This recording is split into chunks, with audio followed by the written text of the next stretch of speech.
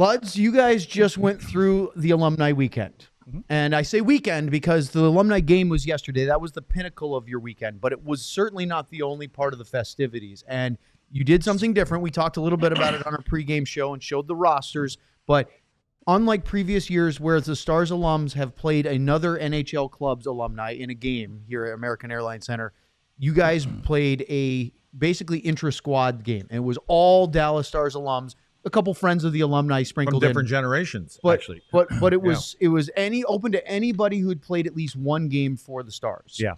And I was listening to Razor's podcast that he does for the team. He was talking to Bob Basson, and Bob Basson, who's the head of the alumni, reached out to, I think, over 400 alums that had played for the Stars, invited families. And that was an interesting part that I hadn't thought of, is that, you know, a lot of times NHL players don't get into having kids and growing their families until the very tail end of their careers or beyond, and their kids never really get to see them play as professionals. Now, some do, and you get to see the daddy jerseys and the watching warm-ups and saying hi and stuff.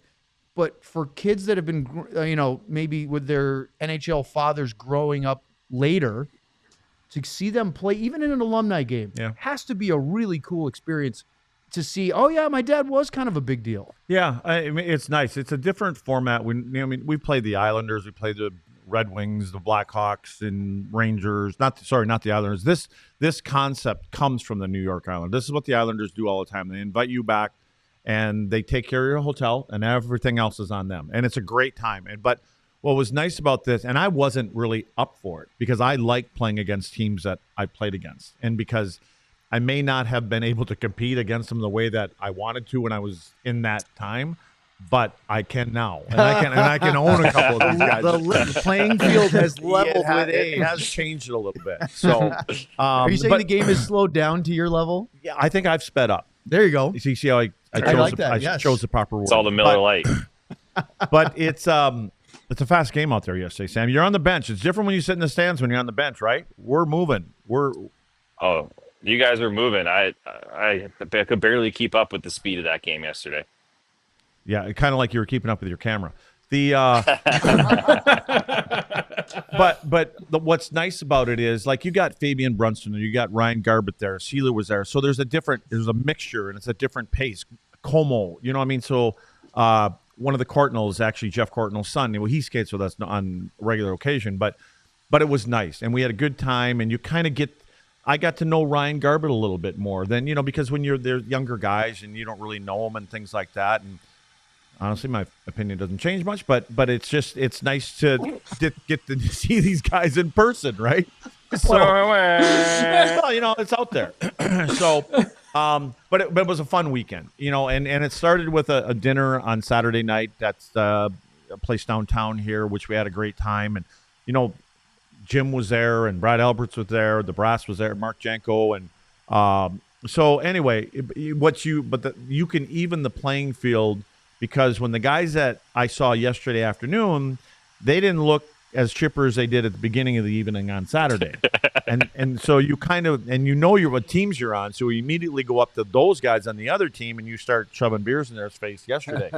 So we try to level the field that way. But no, it's a great time, and they're like, when are we doing this again? Yeah, because they come in and like Fabian, I wanted to get, well, Sam and I were up in the suite, and I was trying to get him to come on today, as a matter of fact. Not that we'd have room here, but I'd like him to come on because, according to all you guys, he's a legend. He scored a hat trick in his first ever NHL game as a Dallas Star. That's kind of a legendary kind of thing to do. Well, I thought it was the part where he never played again. Well, there's that too. Oh, okay. Anyway, that's the other half of the story. He's going to the zoo, so that. Yeah, well, got to take the kids kids. on the back Hey, burner. Sam, you went up to the alumni suite for the second period. I'm just curious what your observations were from spending that time with Luds and the other alums up there during the Stars Blue Jackets game. Besides the part where he says to me, Luds, I've never met Joe Noondike. Luds, I've never met El before. Luds, obviously. You have to do it. First thing I'm going to say, I will share the stories that I can share. That's my first little asterisk. It's here. A podcast, Sam. You can share whatever you want. No, the one thing I will say first is I knew Craig Ludwig was a celebrity in Dallas, but he may be the most famous person in this city. I mean, just trying to walk around with him. We tried to go about 18 feet across the suite just to meet, I don't know if it was Neuendijk or someone else. It took us almost the entire second period to get across that suite because they're all second bartenders of that and bar walk, owners up there. That's why. you got bartenders, you got people that used to work there, you got people that are taking pictures with him. Everyone wants to talk to him. I mean, this guy's a celebrity in this town. I'll tell you that much right now. But it was really cool to be up there. I also understand why Luds doesn't like to go to games a lot because I saw the least amount of hockey during a period this season that I've ever seen. We're hearing the horn go off, and me and Luds are like trying to look and find the camera or the TVs and see what happens. So it was a lot of fun. Tons of names. I mean, you got guys like Eddie Belfour, Neuendijk's up there. He mentioned Garbett. Caught up with Vern Fiddler a little bit, Eric Nystrom. So it's a really cool thing, and I could see how much the guys and the families and everyone up there just enjoyed it. That was the coolest part to see, was everyone's up there and the beers were flowing. I now know that Lud's tactic was to get the other team some beers. Didn't work out very well for you guys on the ice, but it was a good tactic there. I also loved Lud's chirping Eric Cole for his pass into his skates. I think that was the funniest part of the entire night for me. So it was a real fun time, and appreciate Luds letting me come up there and tag along for a little bit. I mean, it was just it was a junk pass is what it was. I mean, you would think from a guy that was making $9 million when he played, I'm coming down the pipe, I'm going to tie it up and make it 2-2 and let that Brett Hull slapper go, and he puts it in my feet. My feet, I might as well have shackles on them, so it's not like I can tap dance around and get into the right position. You got to put it in my wheelhouse, and he did not. That could have changed the game, Luds. In his defense, though, Sam, when Eric comes here, he has a good time while he's here, and so he wasn't quite on point, but that's okay. Okay, well, we have a surprise for Luds. Kat, if you would be so kind, would you stretch our main screen so Luds can see it as much as he can? Maybe over the chat a little bit. That would be fantastic. Okay. Luddy, in honor of your big weekend, and I heard you were basically I don't like the way these two guys are smiling right now. So somebody knows something. Oh, we all do. You're the only one that does it. Sean Shapiro has offered to provide his best Craig Ludwig analyst's impression, and Sam Nestler offered his extremely high-level cameraman work, and we are going to break down Craig Ludwig's alumni game. So, Sean, take it away. Yeah, I actually haven't seen the video yet. So I'm going to break down Sam's camera work first more, actually. This is... Notice Sam Nestler Productions at the bottom. Now, hang on. Hey, Sean, before you say something, all these guys want to score goals, so I got to stay back, for God's sakes. Well, I will say, he's defending himself already. Unlike the other guy wearing number 3, you actually paid attention to where you're supposed to be in Dallas. And watch what happens here. Hang on. Watch what happens. Nobody wants to come to my side of the ice. Yeah. They always go to my partner's side. I was going to make a crack that was a really big gap, but the gap closed right to you. All you have to do is be in the right spot. You knew where the game was going. I know where my goal is. I want to know, what did you just say to Bob Basson there? Because Basson went by you and you barked at him. He was barking at the bench the entire time. You can get Bass going. You just got to stick Bass, and the old days come back. He turns around, his teeth grit, then he takes his stick of it and he just waves it in your face. He waves it in your eyes. I've got a little bit of mine. I believe that's the first shift. Okay. Of the game. I'd like to say two things. One, Luddy is very responsible, and he is the epitome of efficiency. No wasted energy. I will say this, though, at the end of it, because I wish you saw some good. Hold on. You want it? We have more. Oh, shit. So on Twitter, Sterling sent us another video, and it's better camera work than Sam. Sorry. There, right up the middle, breakaway pass. I was between the benches. And then here's Luds. Sam might be in this video. Again, look, stops at the net, doesn't chase. That's where you're supposed to be. This is not man on man. Look at who is that? Who the hell's at that puck? That's Turco. Turco with the mic on. Turco's he's not even talking through it. He just wants a mic on. He wants people to know he's still a big wheel. I just love it. Take the passing lane in here, and nothing gets through the middle of the ice. See, Luddy, you went with chin strap optional. See how you're talking? See how you're pointing? That's what you're supposed to do. What do you do? 45 seconds, get the hell off the ice. Yeah. We would have. I mean, you know those like heat maps that I sometimes pull of like, there's no shots against for his team in that area because Ludge. It's all ice blue where Luddy is. But did you stays notice there. nobody wants to come near me, Sean? They all go the other way. This is a compliment. This is a compliment. Everything goes the other way. This is the game is simple. Yeah. Yes. It's I tell the kids all the time. Spent a lot of time in front of the other team's net as well. Sam, let me ask you, Sam. You love this game. You've been it around for I would say for a long time. Obviously not. What's the KISS system, Sam? The KISS system? Yeah. Oh, Sean will know it. Yeah, Dave, you guys will know it. It starts with keep. I want to see if Sella. I don't know. Simple. I don't actually know it. Sam. Oh, stupid. Yeah. Sorry, I thought it was more complicated than that. It's the same thing. It's keep it simple, stupid / Sam. It's the same. No, it's the same ending. We try to tell our players and players like me, not the skilled, the Haskinens and guys like that, but it's the KISS system, and they'll come in and I ask them, they have no clue, and it's keep it simple, stupid. That's what it is. In other words, make the easy play, make the easy pass, take care of the ice, blah blah blah, all that kind of stuff. So keep it simple. That's what it is. So I can't help it. My job is not to score goals. Like, I can't help it that the team was voted on the other side. And I said this 4 days prior when I saw the lineup. I said, this is wrong. And then the worst part was, honestly, Sean, of what they should have done. Now, our goaltender, okay, we had a couple different, there was 3 goaltenders. Yeah. The 2 guys, one is the chef for us. Okay, he's a chef. And the other one, don't know who he is. Kari Lettinen, he played a little bit in the NHL.